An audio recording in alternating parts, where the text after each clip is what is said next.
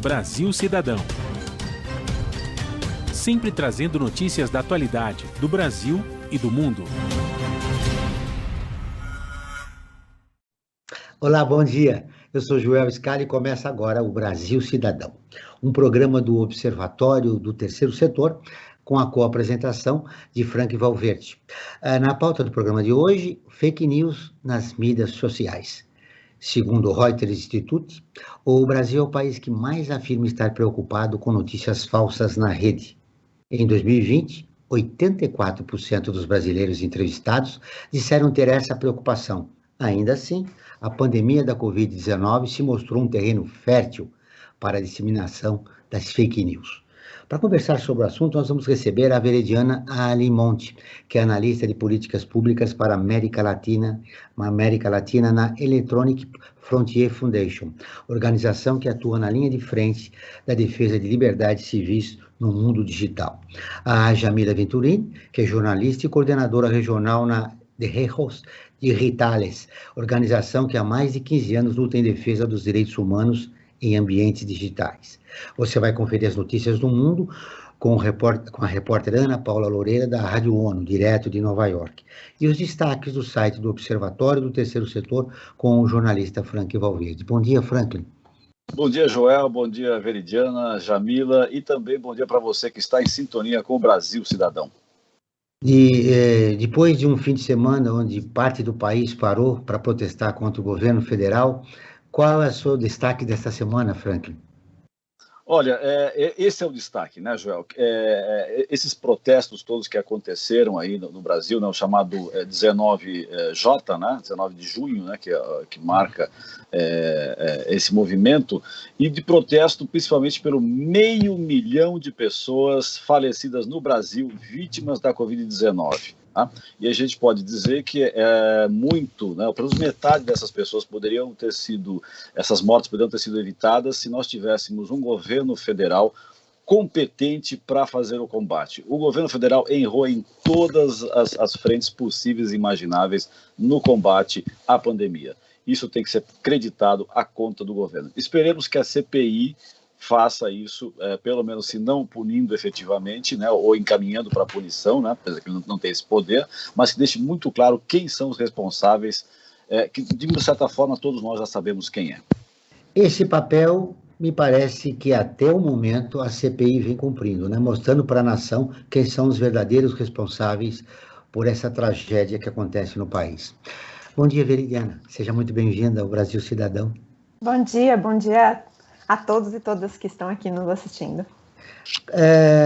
Qual é a principal preocupação da Electronic Frontier Foundation nesses momentos de pandemia do país? Bom, não só nossa, né, mas de todos que acompanham esse cenário já há bastante tempo, em que a gente não sabia quanto tempo duraria, quais seriam todas as suas repercussões, como a gente trabalha na intersecção, né, entre direitos e tecnologia, justamente pensar e acompanhar e incidir em relação aos impactos que o uso da tecnologia poderia ter, por exemplo, na busca de soluções mágicas para lidar com a pandemia, né? A gente acompanhou bastante questões ligadas ao uso de tecnologias, por exemplo, para rastrear contatos, ou no sentido de se preocupar com as repercussões que poderiam ter no campo da privacidade, no campo da proteção de dados, porque muitas vezes respostas tecnológicas vêm como uma solução mágica que trazem consigo uma série de problemas em que as pessoas, por estarem preocupadas e sem respostas ainda para o problema que tem pela frente, aceitam soluções mágicas que vêm com problemas embutidos, né? Como uma naturalização de práticas de vigilância, por exemplo. A Jamila até pode comentar nesse sentido uma pesquisa muito interessante que foi feita com algumas organizações da América Latina sobre isso. Do ponto de vista da privacidade, esse foi um ponto. Com soluções que vêm naturalizando práticas de vigilância. Por outro lado, também, olhando o movimento nas redes com relação à distribuição de informação, porque nesse momento o acesso à informação, a possibilidade de debate e discussão pública, né, do que está ocorrendo e a possibilidade de acessar a informação é fundamental, e ao mesmo tempo a gente vê também o problema da desinformação que precisa ser resolvido, que precisa ser combatido, mas com equilíbrio em relação a medidas para que também não se voltem, não se tornem formas de censurar discursos legítimos ou mesmo de acessar a informação necessária para a população. Qualquer movimento e qualquer política pública tem que preservar os direitos individuais, né? E o direito de expressão também. Os direitos humanos de forma geral, Bom dia, Jamila Venturini, seja muito bem-vinda ao Brasil Cidadão. Bom dia, Joel, bom dia, Franklin, bom dia, ouvintes. Eu vi que a sua organização, de Recursos Digitales, que é Direitos Digitais, que atua há mais de 15 anos, né, em defesa dos direitos humanos, qual é o principal foco dela nesses momentos de pandemia? A gente sabe que, por exemplo, as mulheres são as grandes vítimas, né, junto com as crianças e adolescentes, sobretudo mulheres da população de baixa renda e negras, né, que são as principais vítimas desse isolamento social ou desta pandemia em geral. A gente tem uma preocupação muito grande, Joel, com como essa pandemia é utilizada para desenvolvimento de novas formas de controle, né? Seja no âmbito da vigilância, como a Veridiana falava agora mesmo, seja no âmbito do controle das formas de expressão online. A gente entende que esse é um momento excepcional, que demanda uma resposta organizada do Estado, que justamente o Franklin estava ressaltando, foi o que faltou aqui no caso brasileiro, né? Mas, ao mesmo tempo, em nenhuma circunstância isso pode ser feito de forma abusiva, de forma que não leve em consideração alguns princípios de direitos humanos, como o princípio da legalidade, da proporcionalidade e da necessidade em todas as políticas nessa linha, né? Qualquer medida de controle excessivo, ela pode ter um impacto diferencial justamente nesses grupos que historicamente foram vulnerabilizados, que foram marginalizados, como as mulheres, a população negra, indígena, etc. Né? Com a mudança das atividades para o contexto online, da maioria das atividades no período de quarentena para o contexto online, uma série de pessoas foi inserida no contexto das tecnologias, foi forçada a migrar para as tecnologias, né, quando possível, mas essa migração e esse acesso geralmente é um acesso que ele é desigual e muitas vezes ele é inclusive precarizado, né, não só em termos de qualidade de acesso, mas também em termos de segurança, em termos do acesso a quais informações, né, a gente sabe que o próprio acesso à conectividade ele é muito desigual, algumas pessoas têm acesso a poucas plataformas, ao invés de ter acesso à internet como um todo, né? Então, isso também prejudica a possibilidade delas encontrarem informação equilibrada na rede, delas encontrarem respostas às demandas ou à desinformação que circula no nosso país, muitas vezes impulsada pelas próprias autoridades. Então, isso complexifica um pouco e é uma grande preocupação para nós tentar entender como responder a esse contexto, né? Veja, olha a preocupação. A preocupação de vocês não é excessiva e é justificada. O Google enviou à CPI da Covid dados sigilosos que mostram que canais no YouTube, entre eles de apoiadores do presidente Jair Bolsonaro, ganharam dinheiro disseminando notícias falsas sobre a pandemia, antes que seus vídeos fossem apagados da rede social.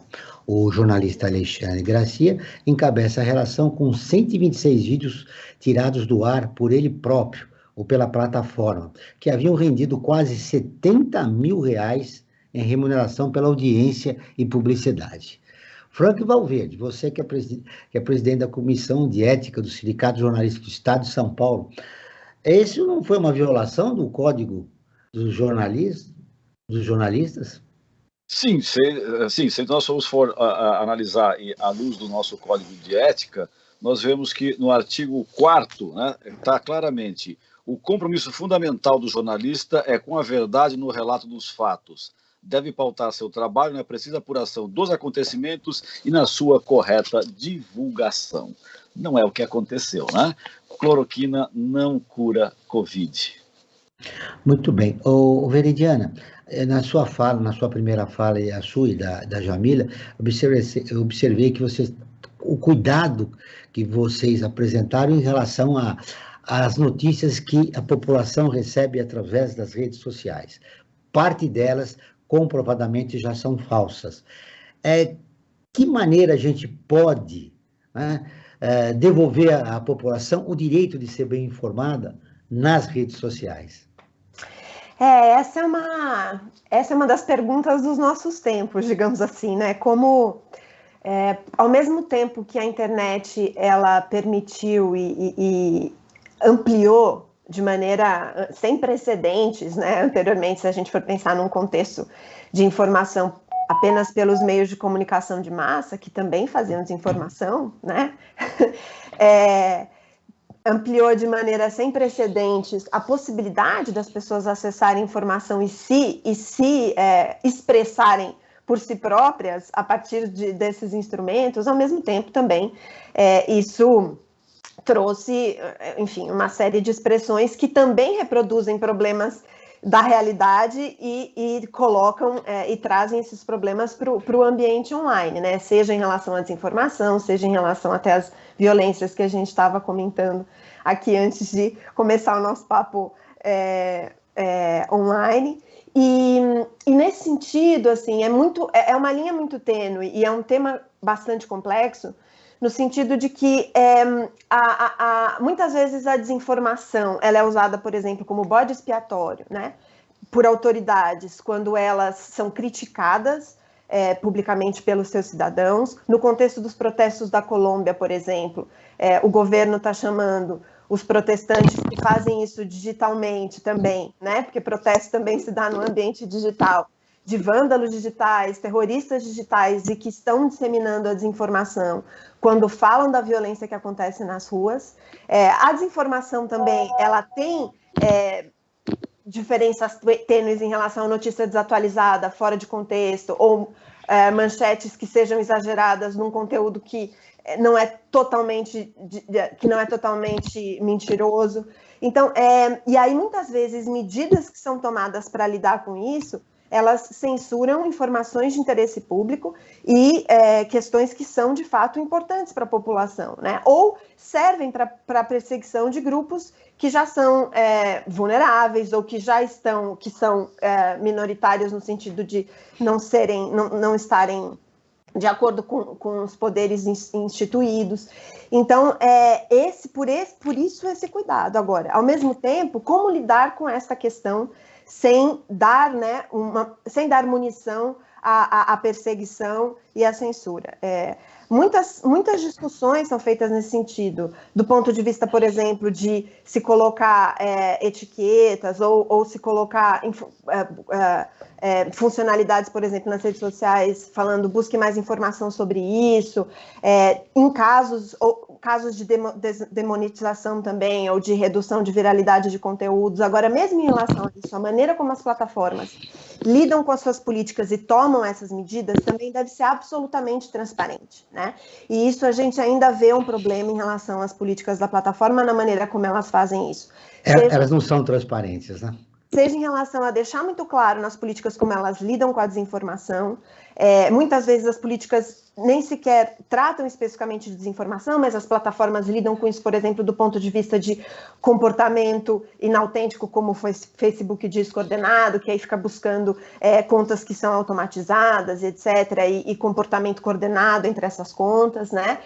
Por outro lado, conteúdos são desmonetizados ou são retirados da viralidade, são reduzidos na viralidade, mas as pessoas também não sabem exatamente como que as plataformas fazem isso, ou têm informação, ou talvez a possibilidade de apelar nesse sentido. Muitas vezes esses mecanismos também só estão disponíveis para a remoção de conteúdo.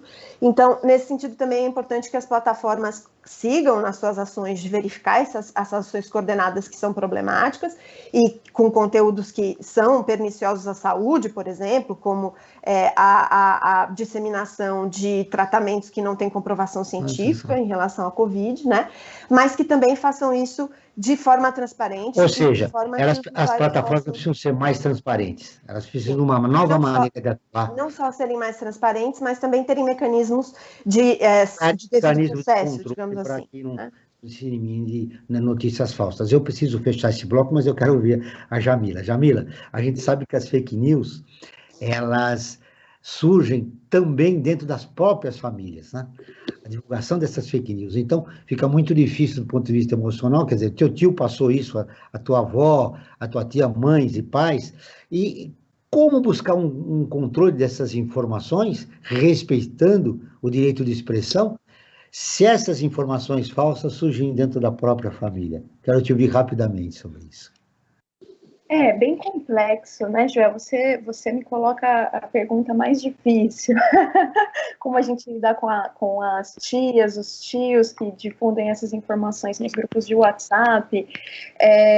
Eu acho que a gente vai precisar fazer um exercício muito importante para o ano que vem, um exercício de recuperar os espaços de diálogo democrático, os espaços de diálogo respeitosos. A mim sempre me incomoda muito a ideia de que dentro de um grupo, por exemplo, numa rede social, numa rede de mensagens, alguém mande alguma mensagem política e logo algum moderador diz, não, a gente não fala sobre política aqui. E se a gente não fala sobre política aqui, a gente vai falar sobre política onde? A gente vai falar sobre política só entre os iguais? E a gente vai continuar reforçando essa lógica de polarização, que termina sendo a lógica dessas bolhas do Facebook, etc. Isso nos levou aonde a gente está hoje, né? Desculpa, aqui a minha gatinha tá tendo ela está se manifestando aqui enquanto eu falo. Que bom, né? Isso é bom. Como esse espaço democrático que você está falando em relação ao público, tem que começar dentro de casa. Então, ela está se manifestando. Espero que ela concorde com o que você está falando. Ela certamente está sendo criada já para respeito total à democracia, diversidade, aos direitos humanos e animais.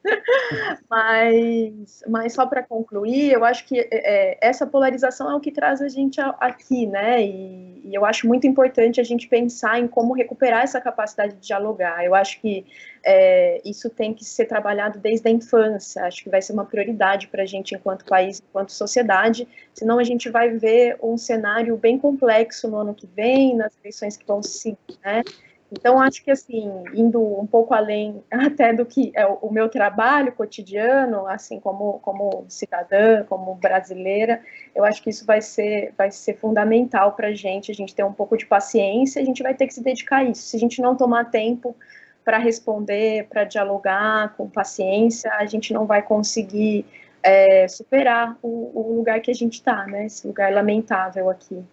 Vamos agora ouvir a Rádio ONU, parceira de conteúdo do Observatório do Terceiro Setor, com a reportagem. A brasileira ganha prêmio da ONU com estudos sobre mudança climática e bioma do Cerrado. A Ana Paula Loureiro, de Nova York, tem as informações. 3 jovens cientistas do Brasil, da Índia e dos Estados Unidos foram as ganhadoras deste ano do prêmio Youth for Climate, sobre o espaço como uma ferramenta para mitigar mudança climática. A geógrafa Karina Bebert Bruno venceu a competição com um estudo sobre o Cerrado brasileiro. As outras ganhadoras são a pesquisadora Malak Abdullah, dos Estados Unidos, com um estudo sobre biologia sintética, e Tejavi Shivakumar, da Índia, que escreveu sobre energia renovável e influenciadores espaciais. Nesta entrevista para a ONU News, a pesquisadora da Universidade Estadual de Campinas, a Unicamp, afirma que a escolha de 3 mulheres é simbólica. Acredito que, por mais dificuldades que existam para as mulheres, para elas se firmarem no campo de estudos espaciais e territoriais, geográficos e em todos os campos da ciência, nós temos essa possibilidade. 3 mulheres vencedoras estão aqui para comprovar essa oportunidade.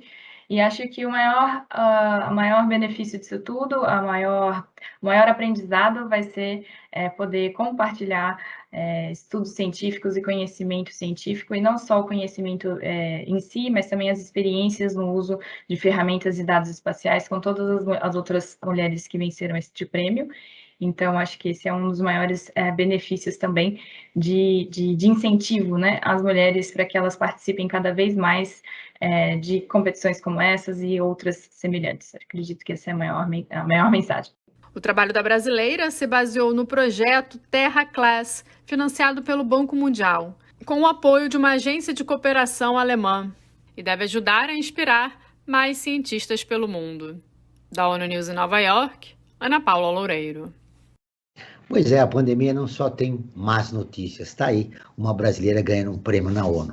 Nós continuamos com o Brasil Cidadão, um programa do Observatório do Terceiro Setor. Hoje estamos falando sobre as fake news nas mídias sociais, com a Veridiana Limonte e a Jamila Venturini. O Frank Valverde tem o resultado de uma enquete feita pelo Observatório do Terceiro Setor. É isso, Franklin? É verdade. Cada programa que nós apresentamos aqui na Rádio Brasil Atual, nós fazemos uma enquete relacionada com o tema do programa. E o tema desse programa que nós estamos apresentando hoje, nós perguntamos, fizemos a seguinte questão para as nossas e para os nossos ouvintes. Você já recebeu uma notícia falsa sobre a vacina da Covid-19? Olha só o resultado. 86% das pessoas que responderam essa enquete disseram que sim, que receberam uma notícia falsa a respeito da vacina, né, contra a Covid-19. Né? Enfim, acho que a maior notícia falsa é que as vacinas não devem ser tomadas. Né? Acho que essa é a maior notícia falsa. Mas, enfim, a partir dela vem uma série de outras e 86% das pessoas receberam uma notícia falsa. Eu quero aproveitar, já até para registrar aqui também, que quem está nos ouvindo pode entrar em contato conosco com perguntas, com sugestões, enfim, com críticas, com elogios, enfim, a se manifestar da maneira como achar melhor. Isso pode ser feito através do número de WhatsApp, que está destinado só para esse tipo de interação com o público. E é o número 11 aqui, prefixo 11 aqui de São Paulo, o número é 98851-2317, prefixo 11, repito, 98851-2317. Faça a sua questão, envie aqui para nós do Observatório do Terceiro Setor. E eu queria aproveitar, Joel, e inserir uma questão que eu acho importantíssima quando a gente fala de fake news. Recentemente, né, pode dizer recentemente em termos históricos, né, já está há alguns anos, mas em termos históricos foi recente, nós tivemos o Marco Civil da Internet aprovado aqui no Brasil. Eu pergunto tanto para a Veridiana como para a Jamila, o que elas dizem desse Marco Civil? Ele funciona efetivamente no Brasil ou ele entrou para aquele folclore, como se diz aqui no Brasil, né? Lei que pega e lei que não pega, né? Esse marco pegou ou não pegou? Veridiana.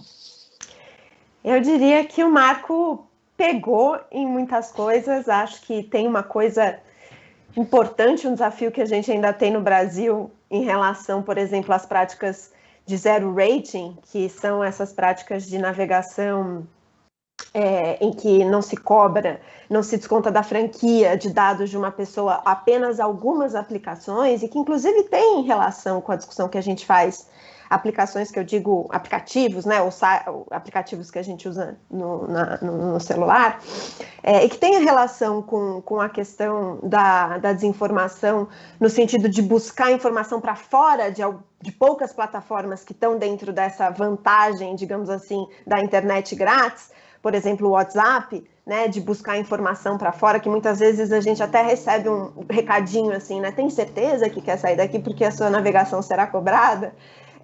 Essa parte, que é a neutralidade da rede no Marco Civil da Internet, de que toda a navegação, né, que todos os pacotes de dados na rede devem ser tratados de forma isonômica, essa parte a gente ainda tem esse desafio aí do zero rating para, de fato, tratar de forma isonômica. Agora, do ponto de vista, por exemplo, da importância da garantia da privacidade em relação às nossas navegações online, o Marco Civil, inclusive, inspirou decisão importante do STF recente, que mudou uma jurisprudência antiga, que dizia que os dados que a gente tinha armazenados no celular poderiam receber uma proteção menor do que os dados em fluxo na hora que a gente está fazendo a comunicação, né? Isso, por exemplo, permitia que se acessasse dado armazenado no celular sem uma ordem judicial.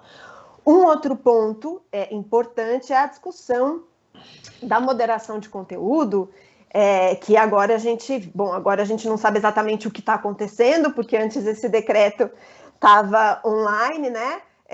E agora o governo ele não deixou, não está mais público, mas são as tentativas do governo de dificultar ou talvez até impedir a moderação de conteúdo pelas plataformas, e quando eles colocam algumas exceções ali de conteúdos que poderiam ser moderados pela plataforma sem a necessidade de uma ordem judicial, a desinformação, por exemplo, não está lá, né? E quando você, Franklin, estava comentando a pesquisa, né, a enquete, de quantas pessoas receberam desinformação em relação à vacina, se a gente olhar para as informações e para as informações que muitas vezes são dadas em manifestações públicas pelo nosso próprio presidente da República, isso todos nós, ou quase todos nós, enfim, são informações que ouvimos com frequência e que traz a dimensão da responsabilidade das autoridades públicas em relação à informação que eles disseminam, né? Então, esse é um ponto fundamental também que precisa ser discutido. Ô, Jamila, eu quero ver a tua opinião a respeito da colocação do Franklin, mas antes eu quero falar de um relatório divulgado pela Organização para a Cooperação e Desenvolvimento Econômico. 67% dos estudantes de 15 anos no Brasil não conseguem diferenciar fatos de opiniões quando fazem leitura de textos. O índice está acima da média registrada em estudantes de outros 79 países, analisados pela organização, que é de 53% em média. Nos países da OECD, 55% dos alunos relataram ter sido treinados na escola sobre como reconhecer se as informações são tendenciosas, enquanto 46% dos alunos relataram que isso não acontece no Brasil. Veja, nós falamos do público em geral e agora nós temos uma pesquisa a respeito dos estudantes na faixa de 15 anos. Voltando novamente ao marco regulatório, ele está dando uma resposta satisfatória a esses momentos que a gente vive? Nossa vida digital, antes da pandemia, digamos, era razoável, agora se tornou fundamental. O marco está dando resposta a isso, que nós estamos vivendo nesse isolamento social, e claro, toda a nossa vida está depositada no trabalho que a gente faz, home office, enfim. Esse marco, ele está resolvendo a nossa vida durante a pandemia, Jamila? Olha, dificilmente algum marco jurídico consegue dar conta do que é a complexidade da nossa vida, não só na pandemia, mas acho que até além disso. Mas voltando um pouco à pergunta do Franklin, dialogando um pouco com a Adriana, o Marco Civil foi muito importante em estabelecer as referências, os princípios a partir dos quais a gente regula a internet no Brasil, né? E o Brasil foi uma referência internacional gigantesca por conta disso por muitos anos, né? Foi um exemplo para vários países tentarem estabelecer o que seriam essas regras e essa tentativa de cuidar da internet a partir de princípios e direitos, não desde uma perspectiva de criminalização. E isso foi muito importante no momento de aprovação do Marco Civil da internet. Infelizmente, hoje em dia, e há alguns anos, a gente tem se destacado como exemplo de más práticas ou más ideias em relação à regulação da internet. A gente tem retrocedido muitíssimo nesse sentido, né?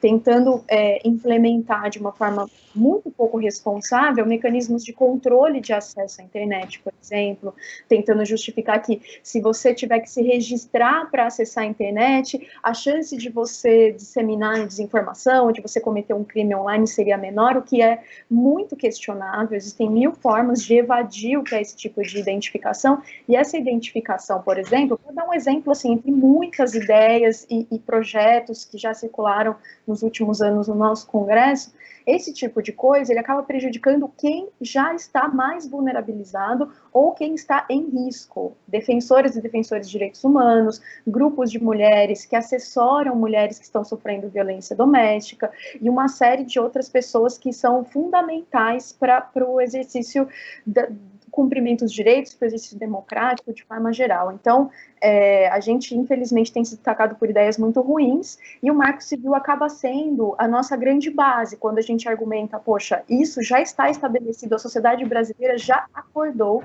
que a gente opera a partir desses princípios, e isso é um retrocesso. Então, você tem medo desse retrocesso? Nós vivemos um retrocesso em geral no país, com a violação de direitos humanos e até um perigo real em relação à nossa democracia. Você teme retrocesso? Eu temo retrocessos constantemente. A gente já consegue observar certas coisas, né? Nem só passando pelo Congresso, por exemplo, na linha quando a gente pensa em proteção de dados pessoais.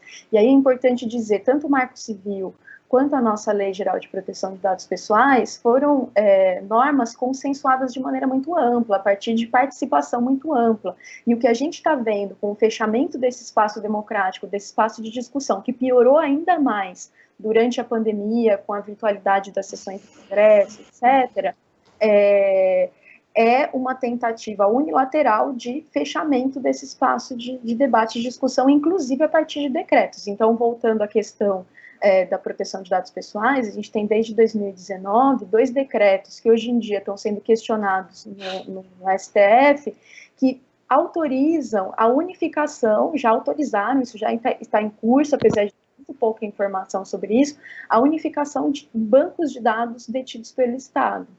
Isso significa que diferentes órgãos do Estado poderiam acessar informações que estão sob controle de outros, o que hoje em dia não é, o que normalmente na gestão pública não é uma realidade. E as consequências disso podem ser muito graves, né? E principalmente num governo como o nosso, que significaria você ter acesso, por exemplo, a dados de ficha criminal, policiais, quando você pensa na concessão de um auxílio emergencial, por exemplo. Ou viver num mundo distópico, né, Jamila? Viver num mundo distópico, né? A distopia já chegou, então, né? Em vários aspectos, né, Franklin? É uma coisa, assim, muito grave. Então, eu acho que por isso até que eu faço ênfase em a gente pensar o que é retomar um espaço democrático no ano que vem, né? Porque, caso contrário, o caminho, a gente tem uma linha muito, muito forte para traçar, da onde a gente não quer continuar e para onde a gente não quer ir, né? Mas só para reagir à questão da educação também, que eu acho que ela é central, já é o que você traz, a nossa legislação, o currículo nacional, ele já inclui a previsão de discussões sobre tecnologias durante o currículo, durante a formação de um adolescente, dos jovens no Brasil. Mas a gente tem um contexto de precarização extremo na educação e que piorou muito durante a pandemia, né? Então, isso é uma coisa também para se levar em consideração, né? As condições de trabalho das professoras e dos professores, o acesso à conectividade das tecnologias, e vocês são jornalistas como eu, sabem também da importância que é pensar os processos de produção crítica, né, dos meios de comunicação, como a gente permite que os jovens conheçam os processos de produção da notícia e do jornalismo de forma geral, porque a gente está falando de desinformação aqui de uma certa maneira, mas a gente tem que lembrar, como a gente está acostumado e a gente está imerso num contexto em que a nossa imprensa é muito editorializada, né, os grandes meios de comunicação. O fato, por exemplo, que depois dos primeiros protestos, no dia 29 de maio, no dia seguinte não havia nenhuma capa, nenhuma menção, você tem milhares de pessoas se manifestando em todo o país, e no dia seguinte isso não destaque nos principais jornais brasileiros, isso é muito grave, né? E isso acaba jogando em favor de uma sensação de que não há informação confiável, né? Então, acho que também a gente, enquanto jornalista, tem um desafio muito grande, vários desafios, né? Inúmeros desafios. É verdade. Você sabe que, Jamila, tem uma pesquisa que diz que o brasileiro é fora da realidade. A gente pode colocar bem as nossas instituições, né? Elas estão adormecidas, né? Isso vale também para os veículos de comunicação no país, né? Eles não refletem a realidade, né? Eu sigo o Observatório do Terceiro Setor nas redes sociais e acompanho informações do Brasil e do mundo sobre direitos humanos, causas e projetos sociais. No Instagram é @Observatório 3 Setor e no Facebook é facebook.com/Observatório 3 Setor. Os nossos programas de rádio estão disponíveis no canal do Observatório no YouTube. Lá também você encontra entrevistas e quadros de como você sabia e você conhece, que mostram aspectos ignorados da história e refletem sobre a sociedade brasileira. No canal você também pode assistir às lives realizadas pelo Observatório, todas as quintas-feiras às 17 horas. Basta buscar por Observatório 3 em numeral Setor. Em uma pesquisa do IPTEC, Inteligência em Pesquisa e Consultoria, revelou que 46% dos entrevistados, ao serem questionados sobre conteúdos falsos, concordam com pelo menos uma das fake news sobre as vacinas contra a Covid-19. A frase que alcançou o maior nível de concordância, com 26%, foi: há tratamentos alternativos, tão quais ou mais eficientes que as vacinas contra a Covid-19. Mesmo no grupo que concluiu o ensino superior, 32% acreditam em pelo menos uma das frases falsas sobre a vacina. A situação está grave no país, Veridiana. Me parece que, ao mesmo tempo, são interessantes todas essas pesquisas que vocês trazem, porque ao mesmo tempo também contribui e mostra que, por um lado, existem esses resultados que você acaba de mostrar aqui, absolutamente problemáticos, e que mesmo no estágio atual do debate ainda tem esse número de pessoas que consideram esse tipo de afirmação razoável. Por outro lado, também, outra pesquisa que foi comentada no início do nosso programa aqui hoje mostra a preocupação das pessoas com relação à desinformação e uma sensibilização maior em relação à existência dela e à necessidade de se prestar atenção, né? E a gente vê mesmo na dinâmica dos grupos e da troca de informação, as pessoas também buscando um pouco mais ver se aquele tipo de informação é real ou não é, de onde veio, qual é a fonte. Acho que isso tem a ver também com a questão da educação que a gente estava falando antes, né? Eu queria comentar um pouco o que a Jamila falava em relação às más ideias brasileiras, que a gente acaba agora trazendo os maus exemplos, né, digamos assim. No ponto de vista da desinformação, a gente tem algumas preocupações aqui em como lidar com ela em projetos de lei, que eu acho que vale a pena ressaltar aqui na nossa conversa, né? Uma delas é bastante discutida entre organizações da sociedade civil que está acompanhando a Lei de Segurança Nacional, a revogação da Lei de Segurança Nacional com outro projeto de lei que altera e inclui tipos penais no Código Penal, é a criação de um tipo penal de comunicação enganosa em massa.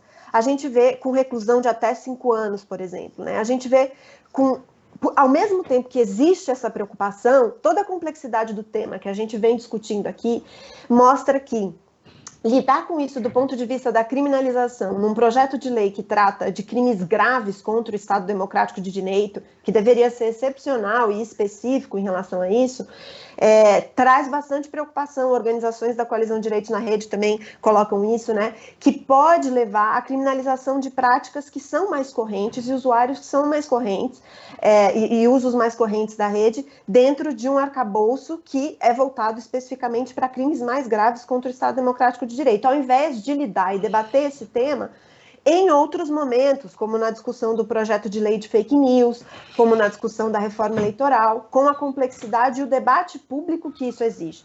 Ao mesmo tempo, a gente já vem discutindo há muito tempo, dentro do projeto de lei de fake news, artigo que busca criar rastreabilidade de mensagens em aplicativos que têm criptografia de ponta a ponta, como o WhatsApp, que poderiam criar um mapa das conversas na rede, de grupos, e a forma como grupos se articulam na rede, criando uma obrigação de retenção massiva de dados em relação às nossas conversas online, que poderiam servir também para perseguição, né, de grupos que são marginalizados e de organização de movimentos. Então, isso também é preciso olhar com cuidado para soluções que buscam lidar com a questão da desinformação do ponto de vista do aumento da vigilância e do ponto de vista da criminalização que pode atingir discursos que não são só de atores maliciosos. Então, acho que esse é um recado aqui importante para a gente ter em vista em como lidar com isso do ponto de vista da regulação também. Jamila, eu queria retornar com você, como você disse, a preocupação em relação à manipulação de dados, né? E aí a Veridiana volta a tocar nesse assunto. E esses dados podem ser usados para perseguir grupos políticos que têm uma visão crítica da realidade, né? Como nós podemos trabalhar isso, né? Como podemos... Você elogiou, foi enfática em elogiar o marco regulatório, como ele representou, né, um avanço Mas nesses momentos de pandemia e de retrocesso em relação à nossa democracia, que cuidados a gente deve tomar para que grupos, né, não sejam perseguidos por sua visão crítica, dados não sejam manipulados, né? A gente sabe que dados são vendidos aí para organizações bancárias que ligam para você aí diariamente a respeito desse assunto, desde a manipulação de dados para fins comerciais até manipulação de dados para fins políticos. Como a sociedade civil pode reagir a isso? Acho que a gente pode pensar nisso a partir de 2 caminhos, né? Então, vou aproveitar que esse é um espaço dentro da Rádio Brasil Atual para pensar, por exemplo, como os movimentos sociais, os sindicatos, etc., também podem cumprir um papel importante em resistir à obrigatoriedade do fornecimento de certos dados a partir de políticas públicas. A gente, na Veretius Digitalis, lançou há pouco tempo uma pesquisa mais focada em outros países, né? Mas a gente foi observar como o desenvolvimento de certas políticas, seja de digitalização de modo geral, então, por exemplo, no caso do auxílio emergencial oferecido por meio de um aplicativo de celular. A pessoa precisa se registrar no aplicativo, etc. Essa interação, ela gera uma grande quantidade de dados que até o momento a gente não tem informação sobre como eles são utilizados, tratados, para quem esses dados vão, como esses dados são processados, etc.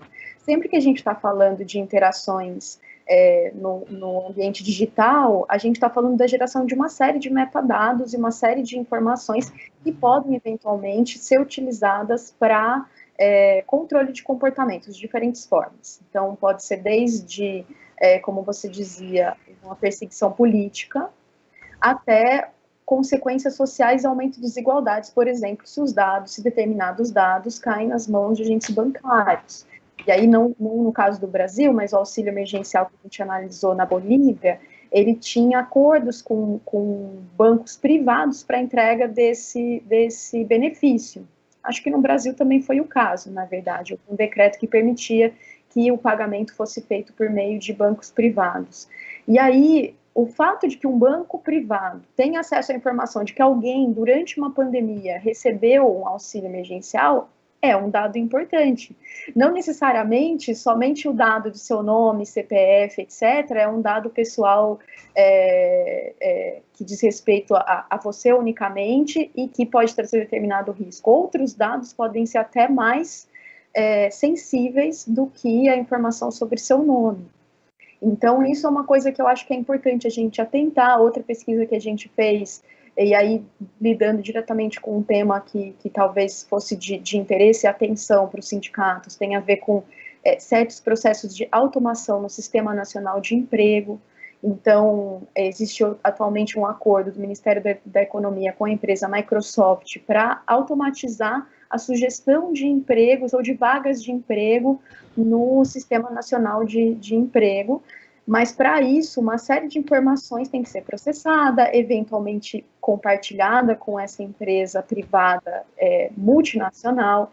Então aí tem uma série de pontos de atenção que eu acho que valeria a pena serem observados com bastante cuidado por esses movimentos sociais. Por outro lado, também ainda dialogando com movimentos sociais e pegando um pouco o gancho do que a Veridiana falou, pensar que as respostas a condutas indevidas no ambiente online, elas são muito complexas e que a gente precisa evitar o raciocínio sobre criminalização, criar novos tipos penais. Acho que a gente precisa se apegar à ideia de outras soluções, principalmente quando a gente fala de expressão online. Eu sei que é uma preocupação comum e é uma preocupação legítima das mais variadas linhas e políticas e pessoas. A gente está vivendo uma situação de caos informacional seríssima no país, isso é inegável, mas a gente tem que ter muito cuidado com a criminalização, porque num sistema desigual como o nosso, num sistema judicial desigual como o nosso, isso também pode se tornar um veículo para perseguição de comunicadoras e comunicadores da imprensa alternativa, de blogueiros e blogueiras independentes, como já acontece com a nossa difamação criminal, que é utilizada para perseguir pessoas que fazem discursos críticos. A gente tem casos de juízes que vão fazer denúncias criminais contra pessoas que estavam criticando a sua atuação. Então, isso é seríssimo e a gente tem que olhar realmente com muito cuidado. É uma grande ameaça à nossa democracia, né? Uma enorme, a gente não pode seguir pensando a partir dessa lógica, é uma armadilha. Ou seja, como você está sugerindo, é ampliar o espaço democrático de diálogo e não pensar na criminalização, né? Porque isso já existe na nossa sociedade, até com o estímulo, né, desse atual governo, de criminalizar tudo. O que é importante é buscar espaços democráticos e propor o diálogo, mesmo onde haja polarização, né? Eu agora vou chamar o Frank novamente, porque ele tem as notícias de destaque do site do Observatório. Quais foram as matérias que você destacou essa semana, Frank? As mais lidas e por quê? Olha, Joel, nós temos aqui no site do Observatório Terceiro Setor algumas matérias que alcançaram, digamos, o top 10, né?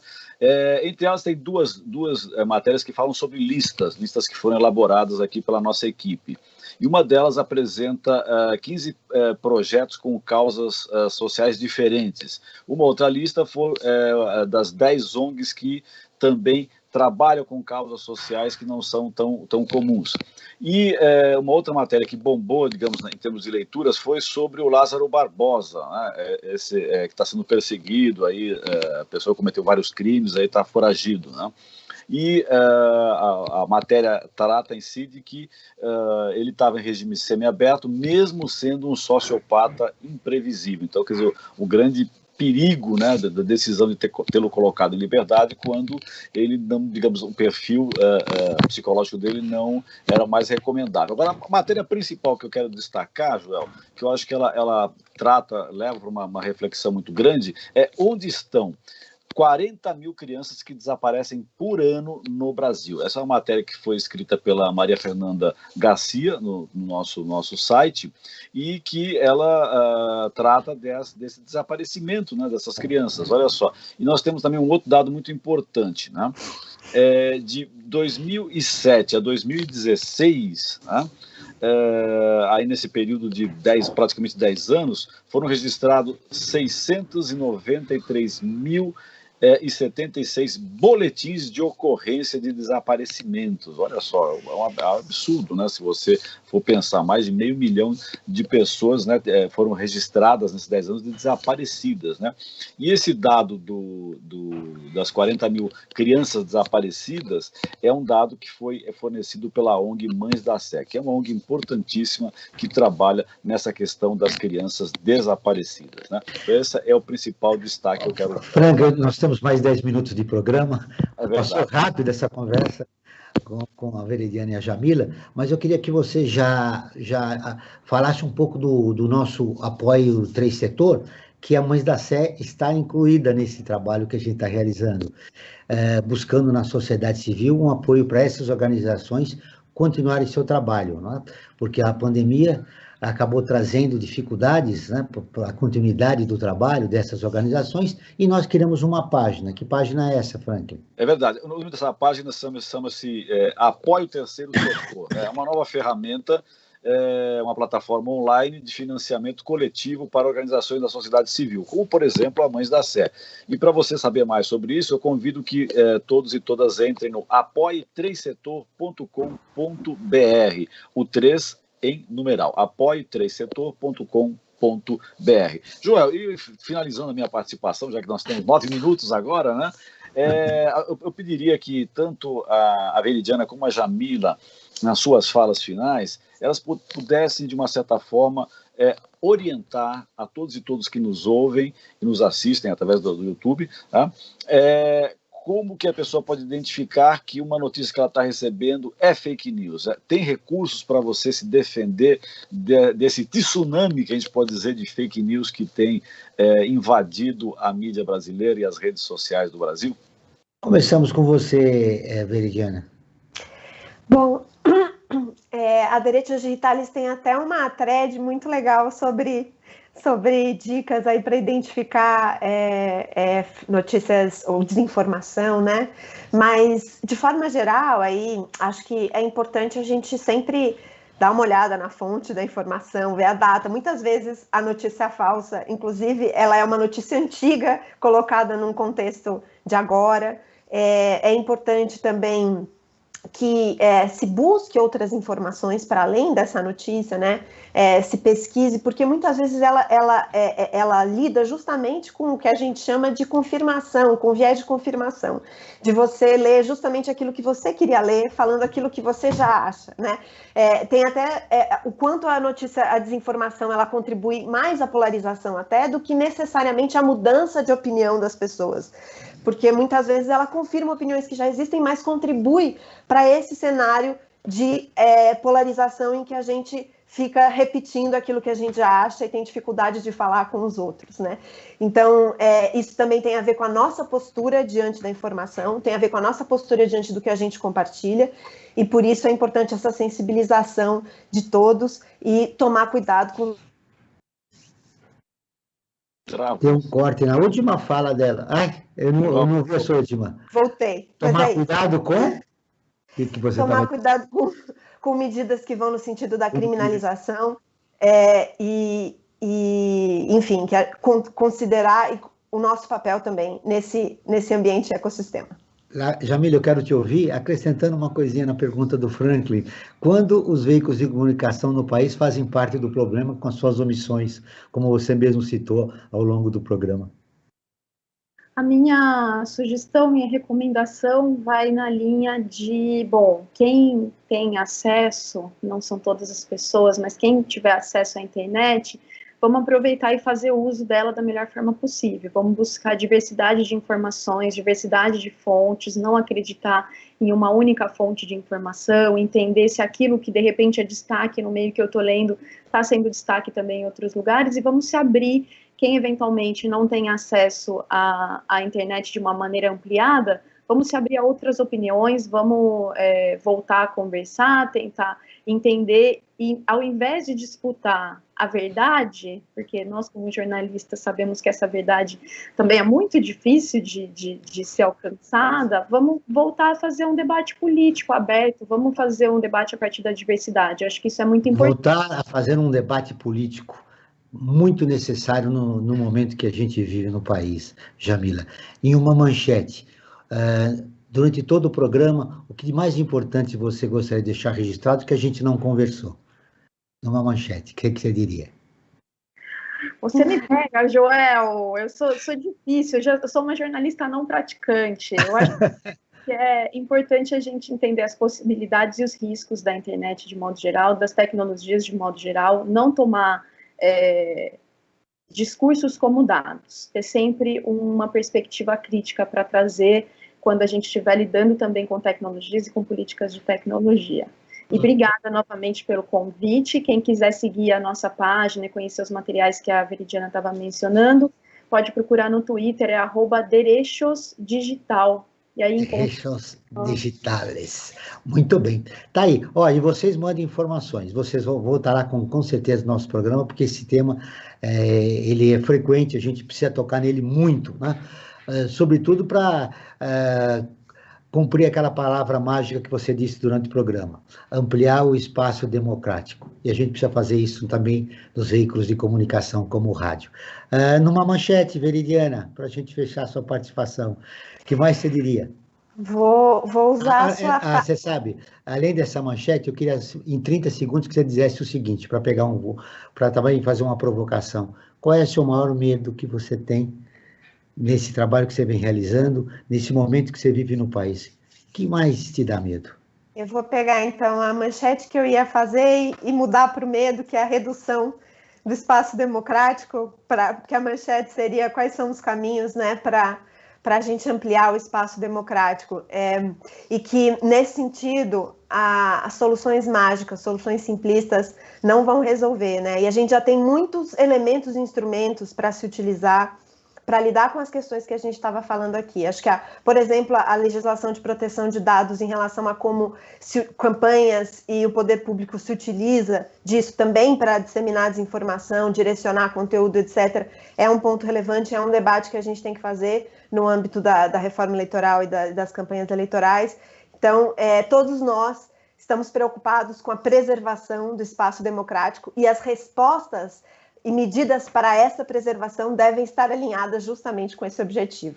O Brasil Cidadão está terminando. Agradeço a presença de Veridiana Alimonte, analista de políticas públicas para a América Latina da Electronic Frontier Foundation, de Jamila Venturini, jornalista e coordenadora regional na Derrejos Digitales.